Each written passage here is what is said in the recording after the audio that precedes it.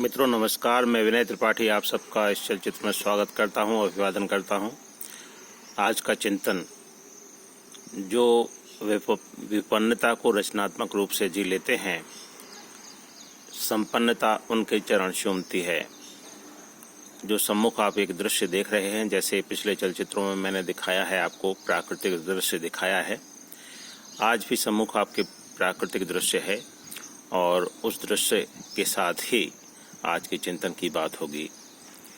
सम्मुख जो दृश्य देख रहे हैं, यह आप पहचान रहे होंगे, यह कड़वी जो नीम होती है उसका चित्र है, उसका दृश्य है जो इस चलचित्र में अंकित हो रहा है।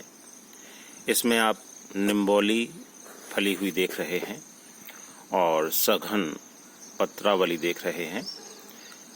पेड़ पत्तों से पूरी तरह से घना है।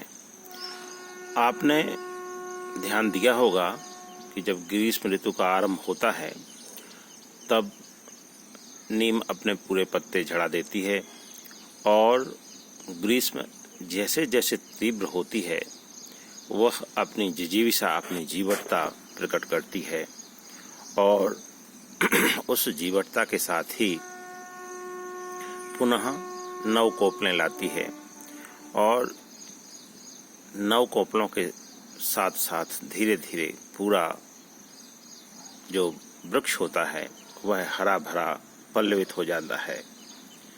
ग्रीष्म ऋतु में जब हर जगह पानी की कमी होती है, आप प्रायः देखते हैं कि जो वृक्ष होते हैं, वृक्ष ग्रीष्म ऋतु में एक बार पुराने पत्ते झड़ा देने के बाद पुनः नई ऊर्जा के साथ, नई जिजीविषा के साथ, नई जीवन शक्ति के साथ पुनः अपने स्वरूप में आते हैं और लोक के कल्याण के लिए वे तैयार हो जाते हैं।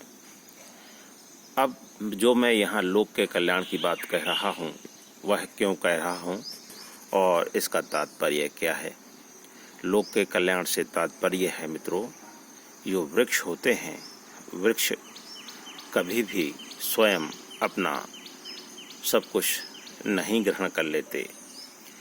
जैसे आपने सुना होगा, पढ़ा होगा, जाना होगा कि बहुत सारे रचनाकारों ने वृक्षों के संबंध में बहुत सारी बात कही है। जैसे वृक्ष कबहु नहीं फल भखें, नदी न पीवे नीर, पर स्वार्थ के कारणे साधु ने धरियो शरीर। तो इस सज्जन पुरुषों के संबंध में यह जो उक्ति कही गई है, इसमें इस उक्ति को बल प्रदान करने के लिए वृक्षों का उदाहरण दिया गया है और नदी का उदाहरण दिया गया है। तो जो साधु होते हैं, साधु प्रकृति लोग होते हैं, वे इन्हीं वृक्षों की तरह होते हैं कि जो स्वयं अपने आप को इस तरह तैयार करते हैं कि जिससे प्रकृति का कल्याण हो सके, जिससे दूसरे लोगों का कल्याण हो सके। दूसरे लोगों से तात्पर्य है कि जो प्रकृति के जीव जंतु हैं, जैसे आप जानते हैं कि जो वृक्ष हैं, वृक्षों पर तरह तरह के जो पक्षी होते हैं वे आश्रय लेते हैं और उनकी छाया में जो बड़े प्राणी होते हैं, वन्य पशु होते हैं और मानव होता है, वह आश्रय पाता है। तो मित्रों, जो यह कल्याणकारी स्वरूप है, जो आज के चिंतन का मर्म है, वह मर्म यह है कि जो कठिनाइयों में जिजीविषा प्रकट करता है, सामर्थ्य प्रकट करता है, संघर्ष की क्षमता प्रकट करता है, वह पल्लवित होता है, पुष्पित होता है और फलवान होता है। जैसे आपने जो मैंने उदाहरण आपके सम्मुख प्रस्तुत किया, जो चलचित्र में मैं जिस वृक्ष को दिखा रहा हूँ, उसकी दृश्यावली के संबंध में आप अगर पूरे बिंब को आँखों के सामने लाएं, पूरी दृश्यावली को आँखों के सामने लाएं, जब वृक्ष के पूरे पत्ते झड़ जाते हैं, उसके बाद जो कोपलें आती हैं, उन कोपलों के साथ साथ यह जो वृक्ष हैं, बहुत सारे जो वृक्ष हैं, वो पुष्पित होते हैं, उनमें पुष्प आते हैं। ग्रीष्म ऋतु में पुष्प आते हैं जब लू चल रही होती है, जब गर्मी पड़ रही होती है, जब पानी की कमी होती है, तब नवकोपलें भी आती हैं और पुष्प भी आते हैं, और पुष्प के बाद फल आते हैं। वे फल पकते हैं और जो पशु पक्षी हैं वे उनका आहार बनते हैं। तो मित्रों, जो यह प्रकृति है, यह प्रकृति हमें पूरा पाठ पढ़ाती है। जैसे कहते हैं ना कि जो पुस्तकें होती हैं, पुस्तकें हमें एक तरह से ज्ञान देती हैं, लेकिन जो वह पुस्तकों का ज्ञान होता है वह दूसरों के द्वारा अर्जित ज्ञान होता है। जो दूसरे अर्जित कर चुके होते हैं वह ज्ञान हमें पुस्तकों के माध्यम से प्राप्त होता है। लेकिन जो ज्ञान हमें प्रकृति देती है वह स्व अनुभूत ज्ञान होता है, और जो पुस्तकों के द्वारा अर्जित ज्ञान है उसके संदर्भ में उसकी वृद्धि, उसका संशोधन भी वह करते चलता है। इसलिए कहा गया है कि प्रकृति एक खुली किताब है, और इस खुली किताब को जिसने पढ़ना सीख लिया उसको संसार में कहीं कोई दिक्कत, कोई परेशानी हो नहीं सकती। इसलिए जो हमारे ऋषि मुनि हैं, महर्षि हैं, वे प्रकृति का अवलोकन बड़ी सूक्ष्मता से करते थे। और यदि आप लोगों ने अपने प्राचीनतम, संसार के प्राचीनतम ग्रंथों, वेदों के संदर्भ में सुना होगा, तो वे तो प्रकृति के मनोहारी वर्णन से परिपूर्णित हैं। उपनिषद हमारे प्राकृतिक वर्णनों से परिपूर्ण है, वर्णनों से। तो उनके वर्णन, आप कोई भी ग्रंथ उठा लीजिए भारतीय मनीषा का, वे प्रकृति के साथ एकात्म होकर, तादात्म्य होकर बनाकर चलते हैं। और यही कारण है कि एक जो प्रकृति मित्र अवधारणा है विकास की, भारतीय मनीषा ने वह दी है।